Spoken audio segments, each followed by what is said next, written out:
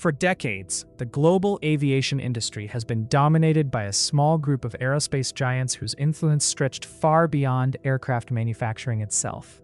Companies connected to the ecosystems of Boeing and Airbus controlled not only aircraft production, but also engines, supply chains, maintenance systems, certification networks, and global aviation standards. Airlines across the world depended heavily on these interconnected systems because modern commercial aviation is far more complex than simply building airplanes. Every aircraft relies on a massive support infrastructure involving engines, avionics, software, spare parts, technical support, and long-term maintenance agreements that often last for decades. This is why the growing attention surrounding Russia's Sukhoi Superjet 100 and its new domestic engine strategy has become much more important than many people initially realized. At first glance, the story seems simple.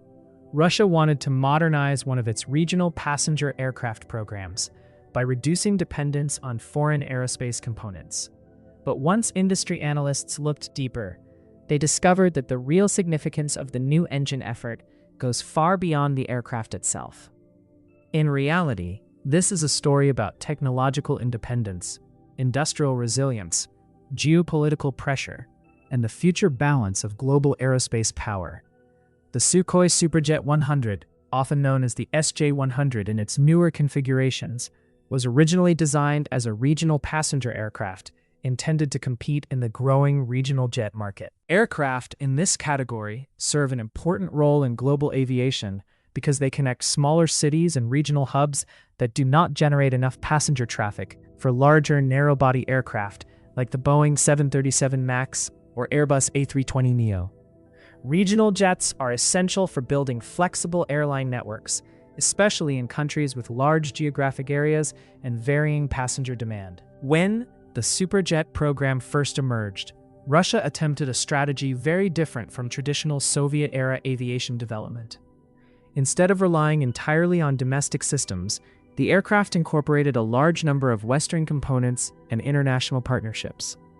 The idea was to create a globally competitive regional jet capable of integrating into international markets more easily. Western avionics systems, and particularly the Powerjet SAM-146 engine, became central to this strategy. The engine itself was developed through cooperation involving Safran and Russian partners, symbolizing a rare example of deep aerospace collaboration between Russia and Western companies. Initially, this approach seemed promising. The Superjet offered modern passenger comfort, advanced systems, and competitive operational economics. Some airlines outside Russia even showed interest in the aircraft. However, over time, major vulnerabilities began to appear.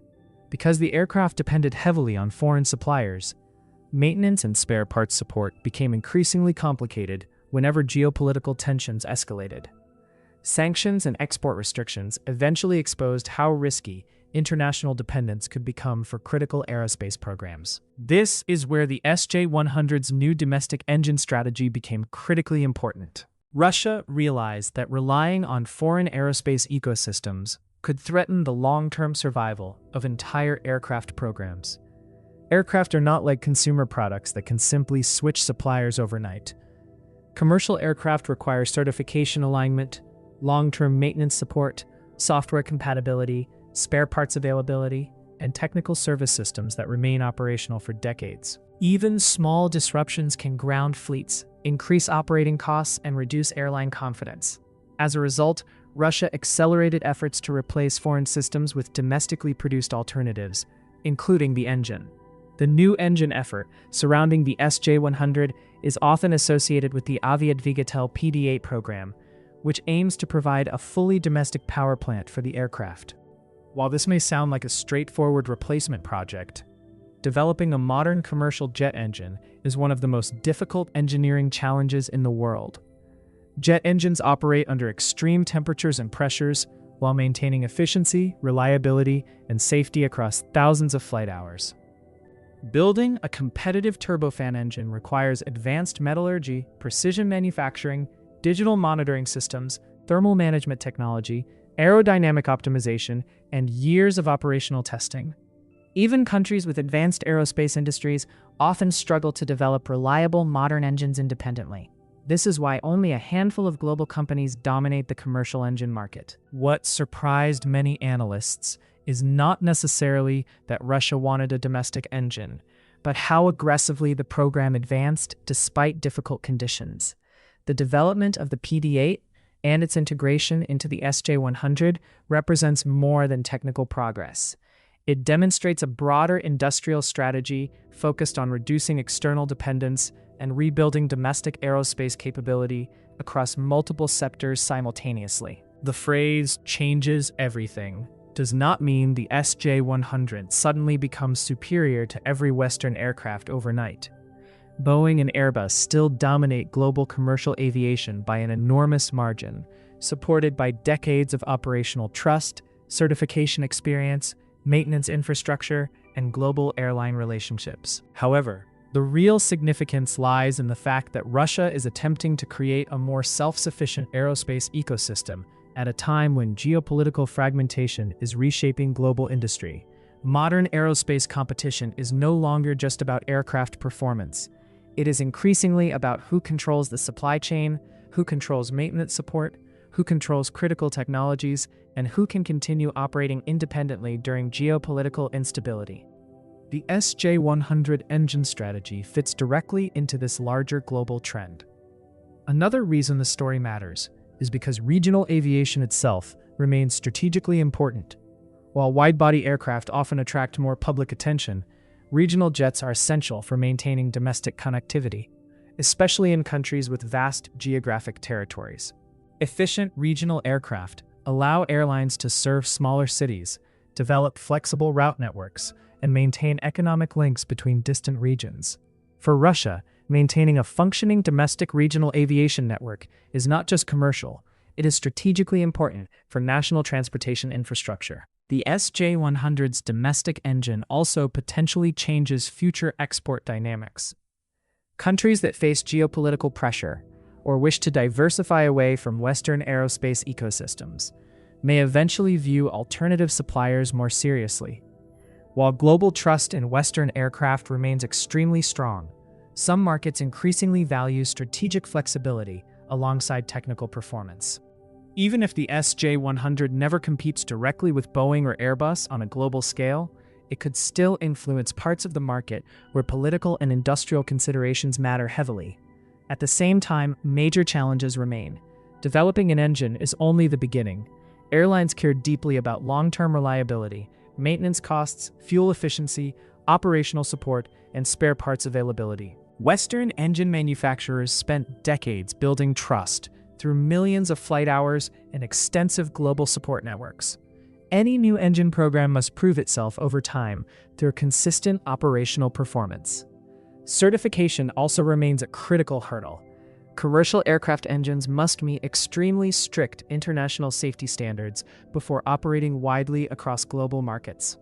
Testing and certification require years of engineering validation and operational data. Even after certification, airlines often wait before fully committing to new technologies until reliability is proven in real-world operations. Production scale is another issue. Manufacturing advanced jet engines consistently at large scale while maintaining quality control is enormously difficult. Aerospace manufacturing requires highly specialized labor, advanced industrial equipment, and tightly coordinated supply chains. Building a few successful prototypes is very different from supporting an entire airline fleet for decades. Yet, despite these challenges, the SJ-100 engine effort reflects something much larger happening across global industry. Countries increasingly want strategic control over key technologies rather than relying entirely on international systems that may become vulnerable during geopolitical conflicts. This trend extends beyond aviation into semiconductors, energy systems, defense technologies, and industrial manufacturing. The aviation sector simply makes these changes highly visible because aircraft combine some of the world's most advanced technologies into one platform. Engines especially represent one of the highest forms of industrial capability because they require mastery across so many scientific and engineering disciplines simultaneously. What makes the SJ-100 story particularly interesting is that it combines technology, politics, economics, and national strategy all in one aircraft program. It is not simply about replacing one engine with another.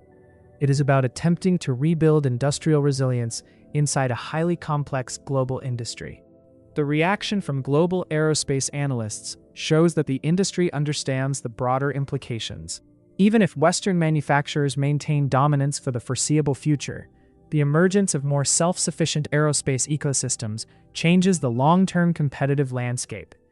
Alternative aircraft programs do not need to immediately dominate the global market to influence industry dynamics.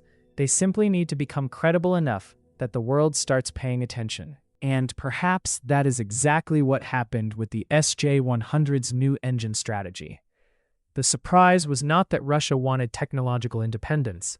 The real surprise was the realization that despite sanctions, industrial pressure, and enormous technical difficulty, serious efforts toward rebuilding a domestic aerospace ecosystem were continuing at a scale many people underestimated. In the end, the SJ-100 engine story is about much more than one regional aircraft. It is about how aviation is evolving into a more fragmented, strategically competitive, and technologically independent global industry. Countries are no longer thinking only about efficiency and globalization. They are thinking about resilience, sovereignty, and long-term industrial survival. And in that environment, even a regional aircraft engine can become a symbol of something much bigger than aviation itself. If you enjoyed this deep and research-based aviation documentary, let me know your thoughts in the comments below. Do you think domestic aerospace independence will become more important in the future? Or will global cooperation continue dominating commercial aviation? Don't forget to like the video and subscribe for more high-value aviation content exploring the real strategies shaping the future of aerospace.